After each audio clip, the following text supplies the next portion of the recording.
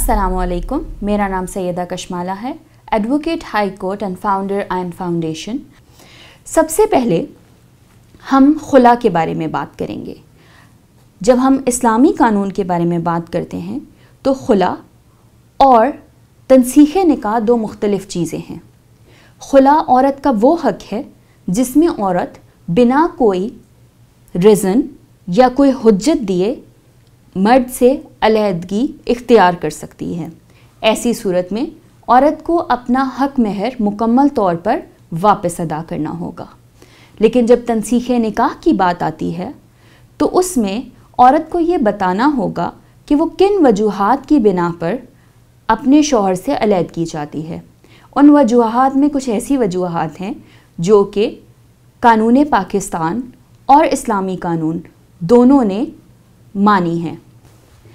वो कौन सी शराइत हैं या वो कौन सी वजूहात हैं जिनकी बिना पर कोर्ट एक निकाह को ख़त्म कर सकता है। उसमें नान नफ़के की ना अदायगी है, उसमें औरत के ऊपर मारपीट है, उसमें ख़ावंद का बहुत अरसे के लिए लापता हो जाना है।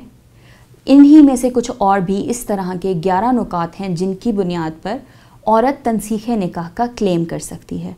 और तनसीख़ निकाह की सूरत में औरत को अपना हक महर भी वापस ना करना होगा। अगर वो अदालत में ये बात साबित कर देती है कि उसने इन वजूहात की बिना पर अपने शौहर से अलहदगी अख्तियार की है तो उसे वो हक महर वापस करने की भी मजाज ना होगी। इसी पर बात करते हुए एक तीसरा तरीका है जो कि मुबारात कहलाता है। मुबारात की सूरत में शौहर और बीवी दोनों इस बात को मानते हुए कि वो अब एक साथ ज़िंदगी नहीं गुजारना चाहते, अलहदगी इख्तियार कर सकते हैं। इसमें उन दोनों की कंसेंट शामिल होगी, जहाँ पर एक इस तरह का कानूनी कागज़ बनेगा जिसमें ये लिखा होगा कि दोनों एक दूसरे से अलहदगी इख्तियार करते हैं अपनी मर्ज़ी से, और इस तरह के हक और उसके अंदर अपनी मुनासिब शराइत का अंदराज कर लेंगे कि औरत को ये हक़ दिए जा रहे हैं और मर्द को ये हक़ दिए जा रहे हैं। उसमें विजिटेशन राइट्स या बच्चे से रिलेटेड अगर उनकी कोई औलाद है तो उस पर भी बात की जा सकती है।